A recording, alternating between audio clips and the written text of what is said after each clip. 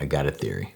The reason folks might think plant-based food can't be comforting is because no one showed them how to make a dish like this one. You could literally do this in one pot. It's incredibly creamy with crispy little bites of tofu. That's right, today's recipe is vegan chicken Alfredo orzo. It's rich, it's saucy, it tastes like a hug, and the whole thing can come together in one skillet if you wanted to. So let's talk about what you're gonna need. Extra firm tofu, soy sauce, apple cider vinegar, vegan butter, garlic, yellow onion, dried orzo, vegetable broth, unsweetened plant milk, vegan parm, vegan cashew cream or coconut milk, lemon juice, and some seasonings.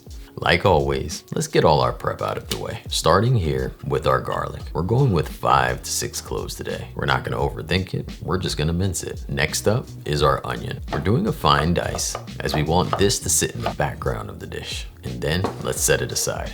Now we're bringing in our lemon. We only need half, so cut it and set the other half away or for another day. Also, I'm taking a moment here to grate about half a cup of vegan parm on the box grater. Pre-grated works in a pinch, but freshly grated melts into the sauce so much better. This is one of those small moves that make a big difference. And if you want to keep it whole food, you could always go with something like nutritional yeast. All right, we're breaking out our tofu. I'm gonna say this once and mean it. Press your tofu and press it good. Now, I want you to imagine I said that in the same tone of that guy who sings that song that he's like, and whip it good. Like that song. That was the authority I was going for when I said that. But seriously, you wanna do it for like 30 minutes, ideally at its minimum. You really want to get the water out of there. I mean, to put it simply, tofu filled with water, tofu not get crispy. Tofu not get crispy, family sad.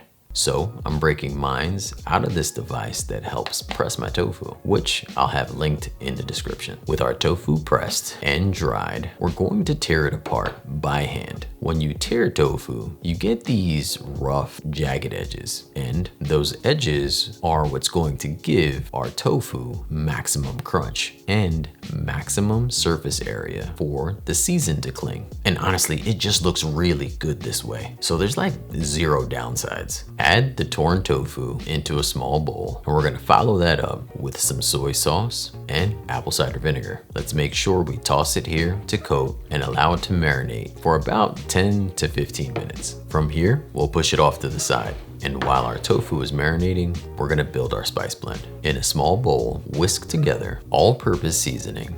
You could also use poultry seasoning, garlic powder, onion powder, smoked paprika, dried chives, red pepper flakes, black pepper, and some cornstarch. I said this briefly, but I do want to repeat. For those of you in parts of the world where, all-purpose seasoning isn't a thing, it's pretty much, I should say, the same thing as poultry seasoning. So I don't know why we decided to call it all-purpose, but maybe because you can use it for various reasons. The cornstarch here is what's going to give that crispy exterior to the tofu. As it bakes, the cornstarch forms a little coating that crisps up almost like batter, and no deep frying required. As I mentioned before, this could also be tossed into a skillet if you wanted to make this a one-pot meal. Add the spice blend to the tofu a little bit at a time, tossing between each to ensure even coating.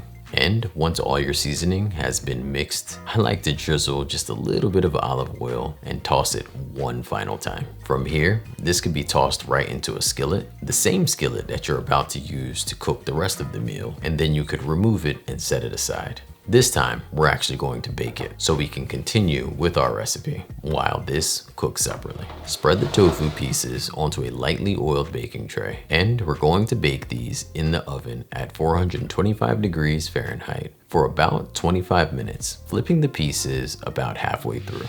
Okay, the tofu is in the oven doing its thing. Next, we're going to bring a pot or a high-walled skillet over the stove on medium heat. And once ready, we're gonna add in some plant butter, or you could do oil, And then we're going to follow that up with our diced onions. We're going to be cooking these for just a few minutes. We're looking for them to soften and become translucent, just about 5 minutes. As I mentioned before, we want these to disappear into the sauce.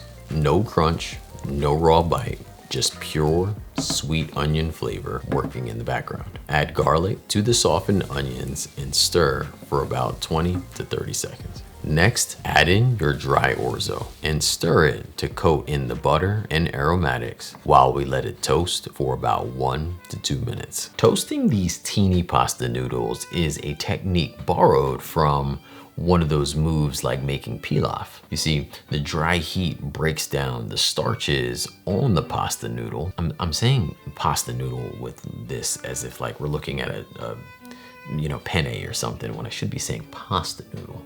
And anyway, it deepens the flavor and almost adds this like nutty aroma. So it's a small step, but it punches way above its weight class. All right, from here, we're going to add a small splash of vegetable stock to deglaze the skillet, scraping up any bits right from the bottom. Then we're gonna pour in the remaining vegetable stock, and I'm using cashew milk to follow up behind that. Simply stir to make sure this is completely combined. If you're not a fan of cashew milk, another creamy plant-based milk like oat milk could also work here. Bring this to a gentle simmer, and you wanna stir frequently for about 8 to 10 minutes until the orzo is tender and most of the liquid is absorbed. I want to flag something here because, orzo can go from perfect to sticky clump if the heat, let's say, is too high.